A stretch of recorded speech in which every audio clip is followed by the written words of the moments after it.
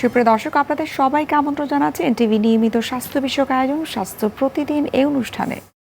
আপনারা তো নিশ্চয়ই জানেন যে আমরা প্রতিদিন কোনো না কোনো গুরুত্বপূর্ণ বিষয় নিয়ে আলোচনা করে থাকি। আমরা চেষ্টা করি আমাদের স্বাস্থ্য প্রতিদিন অনুষ্ঠানে স্বাস্থ্য বিষয়ক বিভিন্ন ধরনের সমস্যা, এক্ষেত্রে কী করণীয়, তার চিকিৎসা পদ্ধতি কী হতে পারে এবং এটির সঙ্গে আসলে জীবনযাত্রার মান পরিবর্তন করাটা কতটুকু গুরুত্বপূর্ণ, সেই বিষয়গুলো আমাদের আলোচনায় থাকে। সুপ্রিয় দর্শক, আমি নুসরাত জাহান দীপা আজ আপনাদের সঙ্গে রয়েছি এবং আমাদের আজকের আলোচ্য বিষয় হচ্ছে ঘন ঘন প্রস্রাবে জ্বালা পড়া এবং লাল প্রস্রাব হলে কি করণীয় বা কি করা উচিত। আর এই বিষয়টি নিয়ে কথা বলার জন্য আজ আমাদের সঙ্গে স্টুডিওতে উপস্থিত রয়েছেন একজন বিশেষজ্ঞ চিকিৎসক। আমরা আমাদের আলোচনা শুরু করব, তবে তার আগে পরিচিত হয়ে নেই আমাদের সেই অতিথির সঙ্গে। অধ্যাপক ডাক্তার আসফার উদ্দিন শেখ 1969 সালে জানুয়ারি মাসে কুষ্টিয়া জেলায় জন্মগ্রহণ করেন। তিনি 1993 সালে ঢাকা মেডিকেল কলেজ থেকে MBBS ডিগ্রি অর্জন করেন। এরপর তিনি চিকিৎসা বিজ্ঞানে উচ্চতর MS ডিগ্রি লাভ করেন। বর্তমানে তিনি আনোয়ার খান মডার্ন মেডিকেল কলেজে ইউরোলজি বিভাগের বিভাগীয় প্রধান হিসেবে কর্মরত। স্যার, আপনাকে স্বাগত আমাদের আজকের অনুষ্ঠানে। আপনাকে ধন্যবাদ। আমাদের বর্তমান সমাজে আমরা যদি চিন্তা করি, ছেলে বা পুরুষ যে কারোর ক্ষেত্রে কিন্তু ইউরিন রিলেটেড অনেক ধরনের প্রবলেম দেখা দেয়। তার মধ্যে একটা কমন একটা প্রবলেম হচ্ছে যে ঘন ঘন প্রস্রাব হওয়া বা ইউরিন ইনফেকশন হয়। এক্ষেত্রে আপনার কাছে প্রথমে আমি জানতে চাই যে ঘন ঘন প্রস্রাব হওয়ার কারণটা আসলে কি? 50% রুগীর এই সমস্ত কমপ্লেন থাকে যে ঘন ঘন পেশাব হচ্ছে, পেশাবের সময় জ্বালা পোড়া হচ্ছে। তো এটার কতগুলো ফিজিওলজিক্যাল বলবো আমি, যে সব সময় যে অসুখের জন্য তা না, কিন্তু অনেক সময় আমরা পানি বেশি খেলে বেশি পেশাব হবে। যেমন আমাদের সমাজে একটা প্রচলিত আছে, আমি দেখেছি যে অনেকেই এসে বলে যে আমি 5 লিটার পানি খাই, আমি 6 লিটার পানি খাই, কিন্তু শরীরে অত পানি দরকার নাই। তো দরকার না থাকলে কিডনি অতিরিক্ত পানি প্রস্রাবের মাধ্যমে বের করে দেবে, তখন ঘন ঘন প্রস্রাব। কিডনিটাও সেই এতটুকু পানি লোড নিতে পারে না এবং অতিরিক্ত যে পানি শরীরে যেটা লাগে না সেটা কিডনি কিন্তু শরীর থেকে বের করে দেয়। তো যারা বেশি পানি খান তাদের কিন্তু ঘন ঘন প্রস্রাব হবে। আবার উল্টা হতে পারে যে একেবারেই কম পানি খান, সেই ক্ষেত্রে প্রস্রাবের রঙটা গাঢ় হয়ে যায়, প্রস্রাব ঘন হয়ে যায়। যখন ইউরিন কনসেন্ট্রেটেড বা ঘন হয় তখন কিন্তু জ্বালা পোড়া হয়। যেমন একটা উদাহরণ দিই, যারা ফাস্টিং করেন, রোজা রাখেন, রমজানের শেষের দিকে সন্ধ্যার সময় যখন প্রস্রাব করেন তখন কিন্তু দেখবেন যে জ্বালা পোড়া হবে। আবার ইফতার করার পর পানি খান, চলে যাবে। এগুলো নর্মাল ফিজিওলজিক্যাল ব্যাপার। কিন্তু এটা ছাড়াও অনেক অসুখের কারণে কিন্তু বারবার পেশাব হতে পারে এবং পেশাবে জ্বালা পোড়া হতে পারে, পেশাবের রং লাল হতে পারে। সো কোনটা আসলে অসুখ বা কোনটা নর্মাল সেটা একটু ডিফারেন্সিয়েট করার জন্য আজকে আমরা ডিসকাস করব এগুলো। এবং এই বিষয়গুলো কিন্তু ডিপেন্ড করে যে কার কোন ধরনের সিমটম রয়েছে, সেগুলোর উপরে নিশ্চয়ই আপনারা ইন্ডিভিজুয়ালি ট্রিটমেন্ট করে থাকেন। অবশ্যই এর সাথে অন্যান্য যেসব সিমটম থাকে সেগুলোকে আমরা কনসিডার করি যে কোনো অসুখ আছে কিনা জানার জন্য। আচ্ছা, আমরা এক্ষেত্রে একটু স্পেসিফিক করে জানবো। যেমন ছেলেদের ক্ষেত্রে আমরা অধিকাংশ ক্ষেত্রে দেখে থাকি যে UTI হচ্ছে, বিপি হচ্ছে, বা প্রোস্টেট ক্যান্সার তাদের হচ্ছে, বা ব্লাডারে তাদের স্টোন হচ্ছে। তো এই জিনিসগুলো যে তাদের হচ্ছে, এটি কেন হয়ে থাকে বা যদি হয়ে থাকে সেক্ষেত্রে কি করণীয়? এক্ষেত্রে প্রথমে আমাকে ডায়াগনোসিসটা কনফার্ম করতে হবে। যেমন আপনি বললেন যে ইনফেকশন যদি হতে পারে, ইনফেকশনের যে সাইন সিমটম থাকে, ইনফেকশনকে আমরা দুভাবে ভাগ করি। একটা হচ্ছে লোয়ার ইউরিনারি ট্র্যাক্ট ইনফেকশন, মানে পেশাবের থলি এবং ইউরিথ্রা বা পেশাবের নালীর মধ্যে ইনফেকশন। আর একটা হচ্ছে কিডনির ইনফেকশন। সো কিডনির ইনফেকশন যখন হয় সেটা একটু মারাত্মক ধরনের, সাথে জ্বর থাকে, পেশেন্টের পেটের পিছন দিকে যেখানে কিডনি থাকে ব্যথা করতে পারে, আর বারবার পেশাব হতে পারে। আর নিচের দিকে যখন লোয়ার ইউরিনারি ট্র্যাক্ট হয় পেশাবের থলিতে, তখন কিন্তু জ্বর সাধারণত থাকে না, তখন বারবার পেশাব হয় এবং পেশাবের জ্বালাপোড়া থাকে। তো সাধারণভাবে যদি এরকম হয় আমরা দু একটা টেস্ট করে এটা ডায়াগনোসিস করতে পারি। তারপরে পুরুষদের আপনি বললেন যে প্রস্টেট বড় হওয়া, এটা কিন্তু 50-এর পরে অধিকাংশ পুরুষেরই হয়। এটা একটা ফিজিওলজিক্যাল ব্যাপার, যেটাকে আমরা বেনাইন এনলার্জমেন্ট অফ প্রস্টেট বলি। এটা একটা কমন জিনিস। এটার জন্য কিন্তু পেশাবের এইসব সমস্যা হতে পারে। আর একটা প্রস্টেট ক্যান্সারের জন্য হতে পারে। প্রস্টেট ক্যান্সার আর বেনাইন এনলার্জমেন্টের মধ্যে তেমন কোনো তফাৎ নাই। এখানে একটা জিনিস আমি বলে রাখি, সেপ্টেম্বর মাসে আপনারা যে আলোচনা করছি, আমরা সেপ্টেম্বর মাসটা প্রস্টেট ক্যান্সার অ্যাওয়ারনেস মান্থ। আমরা অনেক প্রোগ্রাম করি এগুলো। প্রস্টেট ক্যান্সার এমন একটা জিনিস, এটা যদি আগে ডায়াগনোসিস করা যায় এটার কিওর করা যায়। সো আমরা স্ক্রিনিং করি, স্ক্রিনিং করে আগে জানার চেষ্টা করি। সো প্রস্টেট ক্যান্সার হলেও এইসব সিমটম হতে পারে। তাছাড়া প্রস্রাবের থলির ভিতরে পাথর হলেও কিন্তু ছেলেদের এইসব সিমটম নিয়ে আসতে পারে। স্যার, আপনি যেহেতু বলছেন যে সেপ্টেম্বর মাসে হচ্ছে যে প্রোস্টেট ক্যান্সারের জন্য আপনারা অ্যাওয়ারনেস একটা মান্থ হিসেবে আপনারা পালন করে থাকেন, এক্ষেত্রে কী কী ধরনের কর্মসূচি আপনাদের থাকে? সাধারণত আমরা পেশেন্টকে স্ক্রিনিং করার জন্য বিভিন্ন রকম অফার দিই। পেশেন্টরা আসলে আমরা তাকে এক্সামিন করি। যেমন একটা কমন প্রস্টেট ক্যান্সারের মার্কার হচ্ছে পিএসএ, রক্ত পরীক্ষা করে এটা করা যায়, প্রস্টেট স্পেসিফিক অ্যান্টিজেন। এটা টেস্ট করি।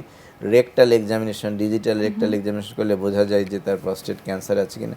পরবর্তীতে যদি প্রয়োজন হয়, যাদের এরকম সিমটম থাকে, পিএসএ বেশি থাকে, তাদের বায়োপসি করি। বায়োপসি, প্রস্টেট বায়োপসি করলে 100% কনফার্ম করা যায়। অনেকের ক্ষেত্রেই আসলে পুরুষরা কমপ্লেন করে থাকে বা একটু ভীত থাকে যে আমার যেহেতু প্রোস্টেটের প্রবলেম হয়েছে, এটা পরবর্তীকালে ট্রিটমেন্ট করি অথবা ট্রিটমেন্ট না করি সেটি হয়তো বা ক্যান্সারের দিকে টার্ন করতে পারে। এটি আসলে কতটুকু যুক্তিযুক্ত বা এর কোনো সায়েন্টিফিক ব্যাখ্যা আছে কিনা বা মিসকনসেপশন কিনা? এটা কমপ্লিটলি মিসকনসেপশন আমি বলবো, কারণ প্রস্টেট বিইপি যেটা এনলার্জড হয় ফিজিওলজিক্যাল, সেটা এবং প্রস্টেট ক্যান্সার সম্পূর্ণ আলাদা ডিজিজ। এটার একটার সাথে একটা রিলেশন নেই, একটা থেকে আরেকটা হয়ও না।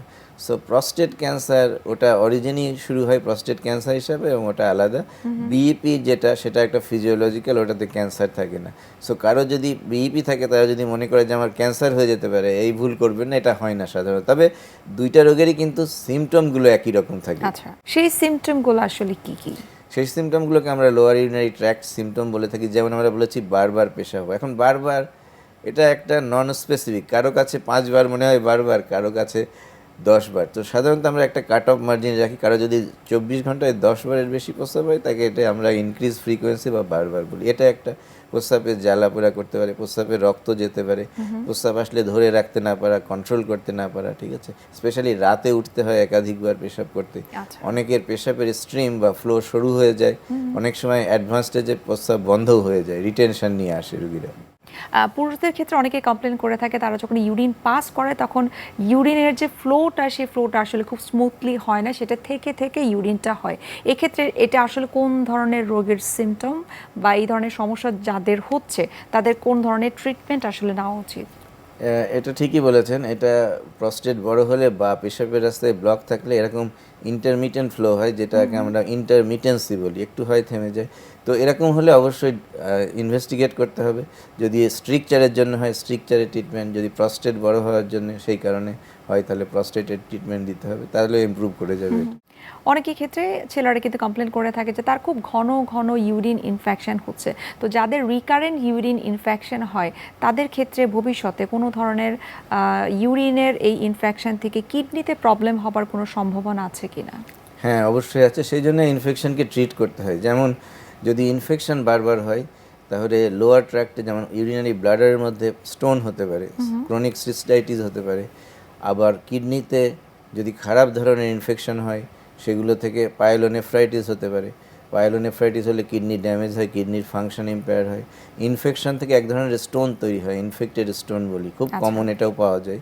সো ইনফেকশন হলে কিডনির জন্য খারাপ, ইউরিনারি ট্র্যাক্টের জন্য খারাপ, এটা অবিলম্বে ট্রিটমেন্ট করতে হবে। আচ্ছা, আমরা আরেকটু বিস্তারিত জানবো ছেলেদের ক্ষেত্রে কি কি সমস্যা হয়। তার মধ্যে অন্যতম একটা ডিজিজ হচ্ছে যে তাদের ব্লাডারে স্টোন হয়। এই ব্লাডারে স্টোন হওয়ার রিজনটা আসলে কি, এবং এই ধরনের স্টোন যখন হয় নিশ্চয়ই কোনো না কোনো সিমটম থাকে, সেই সিমটমগুলো আসলে কি কি? সিমটম যদি বলতে হয়, একই সিমটম, বারবার প্রস্রাব হওয়া, প্রস্রাব ধরে রাখতে না পারা, প্রস্রাবে রক্ত যাওয়া, পেশাব হঠাৎ করে বন্ধ হয়ে যায়। যদি ছোট স্টোন হয়, প্রস্রাব করতে করতে ওটা ব্লাডারের নেকে গিয়ে আটকে যায়, বন্ধ হয়ে যায়। আবার পেশেন্ট যখন একটু শুয়ে পড়ে তখন কিন্তু আবার ওটা রিলিভ হয়ে যায়। সো এটা একটা খুব স্পেসিফিক সিমটম ব্লাডার স্টোনের, সেটা থাকতে পারে। আর এগুলো তো থাকতেই পারে। স্টোন হলে, স্টোন হওয়ার কারণ জানতে চেয়েছেন আপনি। স্টোন হওয়ার অনেক কারণ আছে, তার মধ্যে একটা কারণ হচ্ছে super saturation of the urine, মানে ইউরিনটা ঘন হয়ে যাওয়া। হলে অনেক ক্রিস্টাল থাকে, ওগুলো ডিপোজিট হয়, ডিপোজিট হয়ে স্টোন ফর্মেশন হয়। তাছাড়া ইনফেকশন, এটা ইউরিনের, কি পানি কম খাবার কারণে হয়ে হ্যাঁ, থাকে? এটা ডিহাইড্রেশনের জন্য, পানি কম খেলে হয়। যেমন মিডল ইস্টে যারা থাকে আমরা সবাই জানি ওদের স্টোন বেশি হয়, এই কারণেই হয়, কারণ ওরা সবসময় পানি কম খায়, ডিহাইড্রেটেড থাকে, ওটা একটা কারণ। ইনফেকশন একটা কারণ হতে পারে। ইউরিনে যদি ফ্লোতে বাধা হয়, যেমন আমি বলছি প্রস্টেট বড় হলে, স্ট্রিকচার হলে, সেই সব কারণেও কিন্তু স্টোন ফর্মেশন হতে পারে। স্যার, আপনার কাছে এখন একটু জানতে চাই যে আমরা তো ছেলেদের অনেকগুলো বিষয় আমরা জানলাম, এখন মেয়েদের আসলে কি কি কারণে কিছু সমস্যা হয়ে থাকে, যেমন ইউরিনারি ট্র্যাক্ট ইনফেকশন এবং over active bladder, intestinal cystitis, এই কমন কয়েকটা প্রবলেম মেয়েদের ক্ষেত্রে হয়ে থাকে। এগুলোর কারণ কি একটা একটা করে যদি আমাদেরকে স্পেসিফিক করে বলতেন। প্রথমে আমি যেটা বলি, সব থেকে কমন পাওয়া যায় যেটা over active bladder. Over active bladder মানে পেশাবের থলিটা মানে কন্ট্রাক্ট করতে থাকে, হাইপার অ্যাক্টিভ সিম্পলি যদি বলা যায় এটা হয়। এটাতে রুগীর যে সিমটম থাকে, এরা অনেকবার পেশাব করে সারাদিনে, প্রতি ঘন্টায় করে। ইভেন আমি দেখেছি যে এই রোগ নিয়ে প্রায় 15-20 বছর তারা অনেকে আসেন, মায়েরা আসেন, তারা 15-20 বছর ভুগেছেন। তারা সঠিক ডাক্তারের কাছে যান নাই, চিকিৎসা নেন নাই, তারা কোনো সামাজিক অনুষ্ঠানে যেতে পারে না, তারা ট্রাভেল জার্নি করতে পারে না, অথচ এটা সিম্পল একটা ওষুধ দিয়ে এটা কন্ট্রোল করা যায়। এটিকে আসলে বিবাহিত নাকি অবিবাহিত মেয়েদের ক্ষেত্রে সব থেকে বেশি দেখা যায়? এটা দুই গ্রুপেই দেখা যায়, বিবাহিত অবিবাহিত সবারই দেখা যায়। তবে যারা একটু বয়স্ক বেশি, 25-এর পরে 30-এর পরে এই জিনিসটা বেশি দেখা যায়। এবং এটা একটা মেডিকেল ট্রিটমেন্ট আছে ভালো, এবং এটা দিলে কমপ্লিটলি কিওর হয়ে যায় অসুখ। আচ্ছা, সেটা ওভার অ্যাক্টিভ ব্লাডার হলো। তাছাড়া ক্রনিক সিস্টাইটিস হতে পারে, বারবার ইনফেকশন হয় এবং সেগুলোতে যেন ব্লাডার ওয়াল থিক হয়ে যায়। আর একটা বিশেষ ধরনের সিস্টাইটিস আপনি বলছিলেন, ইন্টারস্টিশিয়াল সিস্টাইটিস। এটা আসলে ডায়াগনোস করা বেশ কঠিন। এটার জন্যে আমাদেরকে সিস্টোস্কোপি করতে হয়। সিস্টোস্কোপি মানে দূরবীন দিয়ে পেশাবের থলিটা দেখা, ওখানে ছোটো ছোটো আলসার পাওয়া যায়, অনেক সময় বায়োপসি নিতে হয়। ইন্টারস্টিশিয়াল সিস্টাইটিসেরও ট্রিটমেন্ট আছে, ডায়াগনোস করা গেলে মেডিসিন দিলে এটা পুরা কিওর হয়ে যায়। সো মেয়েদের যে ইউরিনারি সমস্যাগুলো আছে, যুগ যুগ ধরে তারা এগুলো পুষে রেখেছে, কিন্তু এটার 100% যদি ডায়াগনোস করা যায় 100% কিওর করা যায়। আচ্ছা। মেয়েদের ক্ষেত্রে আসলে অধিকাংশ ক্ষেত্রে আমরা কিন্তু দেখেছি তারা কিছুটা সংকোচ বোধ করে, সেটা যে ধরনের সমস্যাই হোক তারা আসলে ডক্টরের কাছে যেতে চায় না, বা পরিবারের অন্যান্য সদস্য যারা থাকে তাদের কাছেও কিন্তু তারা বিষয়টা শেয়ার করতে চায় না। আমরা এই বিষয়ে আরও বিস্তারিত জানবো, মেয়েদের আসলে কোন কোন ধরনের এই urinary tract infection related problem হয়ে থাকে। তবে তার আগে একটু দেখে নিচ্ছে আমাদের স্বাস্থ্য প্রতিদিনের নিয়মিত আয়োজন, কি খাবেন কেন খাবেন এই সেগমেন্টে। সুপ্রিয় দর্শক, আপনারা দেখছেন স্বাস্থ্য প্রতিদিন এই অনুষ্ঠানটি। আমরা এই পর্যায়ে দেখে নিচ্ছি বিভিন্ন খাদ্যের পুষ্টি গুণাগুণ নিয়ে আমাদের পুষ্টিবিদের পরামর্শ। পানির অপর নাম জীবন। পানি কেন পান করবেন এটি জানা অনেক ইম্পর্টেন্ট। সাধারণত দেখা যায় যে আমাদের তৃষ্ণা পেলেই আমরা পানি পান করি, আসলে এই বিষয়টি একেবারেই উচিত নয়। আপনি নিয়মিত বেশি করে পানি পান করার চেষ্টা করবেন, বিশেষ করে গরমকালে পানি অনেক ইম্পর্টেন্ট একটি বিষয়, কারণ শরীর ডিটক্সিফাইংয়ে পানি অনেক বেশি উপকার করে। একজন মানুষের, সুস্থ স্বাভাবিক মানুষের দৈনিক 2 থেকে 2.5 লিটার পানি পান করা উচিত। যারা আর একটু হার্ড ওয়ার্ক করেন তাদের ক্ষেত্রে 3 লিটার পানি পান করা উচিত। এবং যারা ফিল্ড ওয়ার্ক করেন, বিশেষ করে সারাদিন সূর্যের তাপে থাকেন এবং প্রচুর ঘামেন, তাদের ক্ষেত্রে অবশ্যই 4 লিটার পানি পান করা অনেক গুরুত্বপূর্ণ। যত বেশি পানি পান করবেন আপনি তত বেশি সুস্থ থাকবেন। তবে এই পানির ক্ষেত্রে বেশ কিছু দিক নির্দেশনা আছে। অনেকেই মনে করেন পানির পরিমাণ শুধুমাত্র পানি, আসলে সেটি নয়। আপনি যদি চা, কফি, ফলের রস, স্যুপ এগুলোও পান করেন তাহলে সেক্ষেত্রে সেটিও পানির মধ্যে পড়বে। বিশেষ করে তরল খাবার, যে কোনো লিকুইড খাবার এবং পানি সব কিছু সম্মিলিতভাবে আপনি চেষ্টা করবেন প্রতিদিন 2.5 থেকে 3 লিটার পানি পান করার। অনেক সময় দেখা যায় যে যারা ওজন কমাতে চান তারা যদি নিয়মিত পানি পান না করেন তাহলে অনেক ধরনের সমস্যা হয়। বিশেষ করে মেটাবলিজম বৃদ্ধির ক্ষেত্রেও পানি অনেক উপকারী। এবং দৈনিক আপনি সকালবেলা ঘুম থেকে উঠে যদি খালি পেটে কুলি না করে 1/2 লিটার থেকে 1 লিটার পানি পান করেন তাহলে এটি আপনার জন্য অনেক উপকারী হবে। কারণ আমাদের মানব দেহের মুখের যে স্লাইভা বা লালা আছে সেটি আমাদের ক্ষেত্রে অনেক উপকারী। যখনই আপনি বাসি পেটে পানি পান করছেন তখন আপনার গ্যাস্ট্রিক অ্যাসিডিটির প্রবলেম রোধ হচ্ছে এবং তার পাশাপাশি মেটাবলিজম খুব সুন্দরভাবে কাজ করবে এবং স্কিনকে ভালো রাখার ক্ষেত্রে অনেক উপকারী ভূমিকা পালন করে পানি। তাই আজ থেকেই বেশি বেশি করে পানি পান করুন, নিজেকে সুস্থ রাখুন। স্যার, আপনি ছেলে এবং মেয়েদের বিভিন্ন ধরনের ইউরিন রিলেটেড ঘন ঘন প্রস্রাব হওয়া বা জ্বালা পোড়া হওয়া এই রিলেটেড অনেক ধরনের প্রবলেমের কথা বলেছেন, বা এক্ষেত্রে কী করণীয় সেই বিষয়গুলো আমাদেরকে বিস্তারিত বলেছেন। এখন আপনার কাছে জানতে চাই, এই ধরনের প্রবলেম ছেলে বা মেয়ে যার ক্ষেত্রে হোক না কেন, এই রোগের ক্ষেত্রে আসলে কী কী ধরনের টেস্ট আপনারা করে থাকেন, এবং সর্বোপরি জানতে চাই যে এটাকে প্রতিরোধ করার জন্য আমাদের কী করা উচিত। আচ্ছা, প্রথম কথা যেটা বলি যে এই রোগটা ইউরিনারি রিলেটেড প্রবলেম হলে আপনাদের ইউরোলজিস্টের কাছে যেতে হবে, তাহলে হয়রানি হবে না, বারবার ডাক্তারের কাছে যেতে হবে না। প্রথমে আমরা রুগীর সিমটম দেখে ইউরিন টেস্ট করি, ইউরিন রুটিন কালচার, তাতে ইনফেকশন আছে কিনা বোঝা যায়। তারপর একটা simple ultrasound of the KUB region করি, মানে ব্লাডার কিডনির যে কোনো পাথর বা অন্য কোনো প্রস্টেট বড় আছে কিনা, ইউরিনের একটা ফ্লো দেখি, অনেক সময় প্রস্টেট ক্যান্সার চিন্তা করলে পিএসএ করি। এইগুলো মোটামুটি পরীক্ষা, এগুলো দিয়ে মোটামুটি 100% ডায়াগনোসিস করা যায় যে কী কারণে এরা হচ্ছে, এবং তারপরে ওর কারণ অনুযায়ী চিকিৎসা। ইনফেকশন হলে অ্যান্টিবায়োটিক, প্রস্টেট বড় হলে আজকাল ভালো ভালো মেডিসিন হয়েছে, ওটা দিয়ে চিকিৎসা হয়ে যায়। ক্যান্সার হলে বায়োপসি নিয়ে অপারেশন করা যায়, এটা 100% কিওর হয়ে যায়। সো ব্লাডার স্টোন হলে আমরা আজকাল কাটিও না, মেশিনের সাহায্যে ওটা বের করে দিই, ব্লাডার কিডনি স্টোন। সো প্রত্যেকটা জিনিসের চিকিৎসা আছে। সো এই যে সিমটমগুলো আজ আমরা আলোচনা করলাম, এগুলো প্রিভেন্টের জন্য প্রথম কথা হচ্ছে যে আপনাকে পর্যাপ্ত পরিমাণ পানি খেতে হবে। পর্যাপ্ত পরিমাণ পানি মানে 2 লিটার হতে পারে, 3 লিটার, ডিপেন্ডিং অন আপনি কী কাজ করছেন। এবং পেশাবের রঙটা যেন ক্লিয়ার থাকে, গাঢ় না হয়, ইনফেকশন না হয়। লাল পেশাব হলে, সব থেকে ইম্পর্টেন্ট, লাল পেশাব হলে রক্ত যেতে পারে, সেটা খুবই একটা সিরিয়াস কন্ডিশন। এর জন্য অবশ্যই ডাক্তারের কাছে যেতে হবে। একবার লাল প্রস্রাব হলেই আমরা বলি ডাক্তারের কাছে যেতে, কারণ ক্যান্সার থেকে শুরু করে স্টোন, অনেক খারাপ অসুখে প্রস্রাবে রক্ত যায়। অর্থাৎ এক্ষেত্রে ব্যক্তিগতভাবে সচেতন হওয়াটা অনেক বেশি গুরুত্বপূর্ণ। জরুরি। স্যার, আপনাকে অসংখ্য ধন্যবাদ, এত বিস্তারিতভাবে আপনি গুরুত্বপূর্ণ কিছু তথ্য আমাদের সাথে শেয়ার করেছেন। আমরা ধন্যবাদ জানাচ্ছি এবং শুভকামনা এনটিভির পক্ষ থেকে। আপনাকে এবং দর্শকদের অনেক ধন্যবাদ।